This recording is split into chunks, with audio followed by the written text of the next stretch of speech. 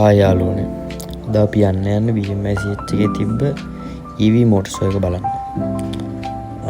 දැන් ඉතින් මේ යන ගමන් ඉන්නේ එකට. අපි බලමු ඉස්සරහට මොකද වෙන්නේ කියලා. හා යාළුවනේ, අපි තාම යන ගමන් ඉන්නේ. ඔන්න අපිට දැන් කොළඹ පේනවා. තව ටික දුරයි.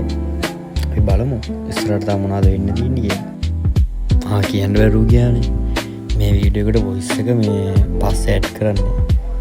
මට ඒ වෙලාවේ වොයිස් එකක් ගන්න බැරුව ගියා. ඒකට අවුලක් ගන්න එපා.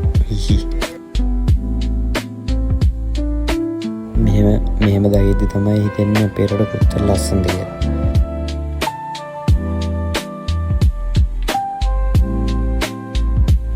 හරි එහෙනම් ගයිස්, අපි තැනට ආවා. මෙතනින් හරවපු ගමන් ඔයගොල්ලන්ට පේනවා BMICH එක. ඉවසිල්ලක් නැහැ මොනවද තියෙන්නේ කියලා බලන්න. හැබැයි EV vehicle වලට වැඩි විතර කැමැත්තකුත් නැහැ. අවුලක් නැහැ. ඉතින් බලමු ඉතින් ගිහින්. කොහොමද ඉතින් අලුතින් එන දේවල් අලුත් තාක්ෂණයත් අපි බලන්න බෑ.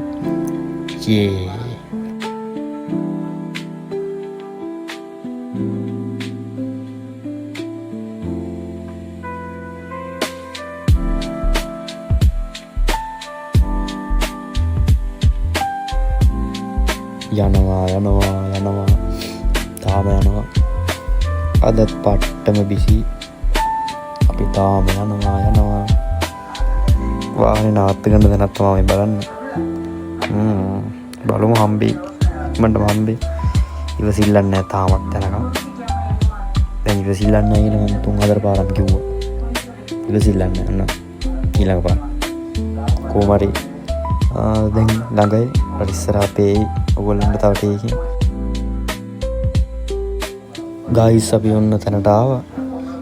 EV vehicle කියලා කිව්වට එන්ට්‍රන්ස් වෙන තැනම තිබ්බා සුපිරි භාණ්ඩ ටික. ඔයගොල්ලෝ බලන්නකෝ. හැබැයි ඉතින් මෙතනින් යන්න හිතුන්නේ නැහැ. EV වගේද මේවා. හැබැයි අවුලකුත් නැහැ ඉතින්. EVත් හොඳයි. අපි ආවිලා තින් BMICH එකට. vehicle exhibition එකට. මරු ඊල් එක නේ.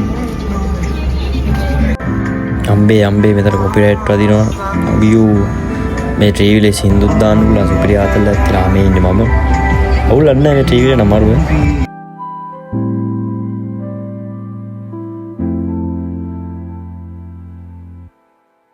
ඇතුළට ගිය ගමම්ම දැක්ක සුපිරි භාණ්ඩ ටික. මොනවද බලන්න? මේ හංක එක දිහා බලන්න. භාණ්ඩ ඒක සුපිරි යාළුවනේ. දැක්ක ගමන් හැබැයි හිත ගියා. මේ මෙතන නිකන් මේ වීඩියෝ එක නිකන් සෙට් නෑ වගේ තියෙනවා. වගේ මේ මෝඩකමට මම එක කරලා තියෙන්නේ මේ පෝට්‍රේට්. හරි ඉතින් එතනින් ආවට පස්සේ මේක තමයි අපිට පේන view එක. නැති දෙයක් නෑ. මේක මේ EV එක්සිබිෂන් කිව්වට මේක අර හැමදේම තියෙනවා. අපිට අවශ්‍ය දේවල් මේක මම හිතන්නේ මේ ස්කෑන් කරන එකක්. ඒ වෙනම තියෙනවා පාඩු ගන්න.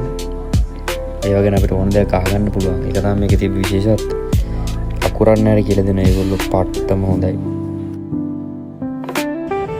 අපි දැක්ක තව ඉලෙක්ට්‍රික් වෙහිකල් එකක් තිබ්බා මේ. ඒක නම් මට ඇත්තටම මතක නෑ දැන්. මම හිතන්නේ දීපල් හරි මට හරියට දන්නේ නෑ. දන්න කට්ටිය කමෙන්ට් එකක් දාන්න. මෙන්න මෙතන තියෙනවා ෆ්‍රෙන්ඩ්ස් ඉන්ජෙක්ටර් ක්ලීනර්ස්. ඒවා සුපිරියක් ඈ. ෆ්‍රෙන්ඩ්ස් මොනවද මේවල මේ වාහන වල ඇතුලේ එහෙම මාර්ම ප්‍රීමියම් ලුක් එකක් තියෙනවා. අනේ මන්ට ඒක මේ පෙට්‍රල් වාහන වලට මේ ඉලෙක්ට්‍රික් වාහන වල ප්‍රීමියම් ලුක් එක තියෙනවා මාර්ම විදියට. මේ සන්රූෆ් එකේ ඉඳන් බැලුවා මාරයි. කුසීට් වල ක්වොලිටි එක සේරමත් එක සුපිරියි. හරියට ඉතින් පෙට්‍රල් වාහන වලත් එහෙම ප්‍රීමියම් ලුක් එකක් නැත්තේ නෑ ඉතින්. ඒ වුණාට නිකන් සාපේක්ෂව මේ ගානත් එක්ක වටිනවා. ඉතින් මේක මේ අත්‍තරම් බැලුවා. මම කිව්වේ මේගොල්ලෝ මේ හැමදේම ලස්සන තේරුම් කරලා දෙනවා. වෙන දේ ඉඳන් මාරම ඒක ෂෝක් අතරම අපිට දන්නේ නැති ඕනම දෙයක් මේකෙන් දැනගන්න පුළුවන් කිසිම ප්‍රශ්නයක් නැහැ. කී දෙනෙක් කියලාත් කවුරු හිටියත් ඒගොල්ලෝ ඕන දෙයක් කියලා දෙනවා ඕනම දෙයක්. ඒක තමයි මේ එක්සිබිෂන් එකේ තිබ්බ මම දැක්ක විශේෂත්වය. හොඳයි අතරම මේ වැඩේ නම් මේ නොදන්න අයට උනත් අකුරක් නෑර කියලා දෙන්න ඉතින් වටිනවා. මේවල තව මේ නාන ප්‍රකාර වර්ගයේ ත්‍රිරෝද රථ තිබ්බා. මට නම් මේවට වැඩි සෙට් උන්නේ නැහැ. ඒක ඇත්ත කියන්නේ. ඉතින් අවුලන්නේ මේ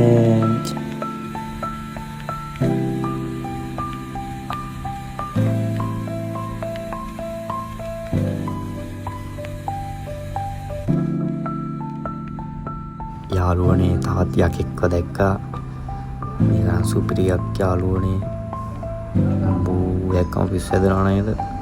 ඩබල් කැප් පිස්සන්ට නම් මේක මරු. මේක ඉන්ටීරියර් ගැන ඉතින් කතා කරලා වැඩක් නැහැ. පිස්සු හැදෙනවා. කරනම් ඉතින් නැගලම් බලන්න ඕන.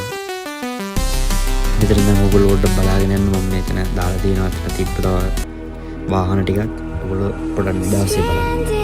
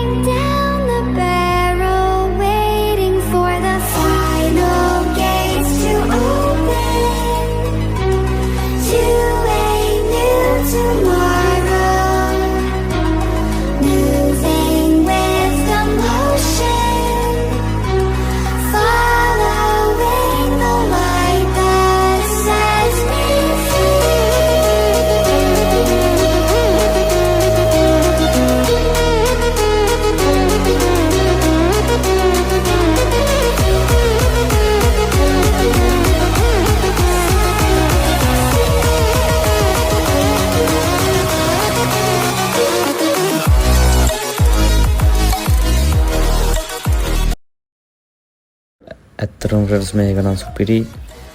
අපි බැලුවා තවත් බලනවා ඉස්සරහට. ඌලන්ට මෙතනත් පේනවා EV vehicle හැමදාම.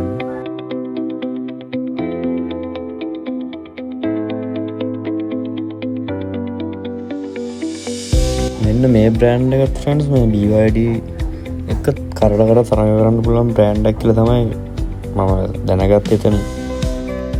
ඉතින් ෆ්‍රෙන්ඩ්ස් අපි එක්සිබිෂන් එක බලලා දැන් මේ ආයෙ ගෙදර යනකම් රෑට කොළඹ හොත්තල් ලස්සනට කියලා බලන්න පේනවා ඇති. ආපු පාරම තමයි හැබැයි. අද පොඩි බ්ලොග් එකක් තියෙන්නේ. එහෙනම් යාළුවනේ බයි BS ඔයගොල්ලෝ පරිස්සමෙන් ඉන්න. අපි ආයෙ සෙට් වෙමු.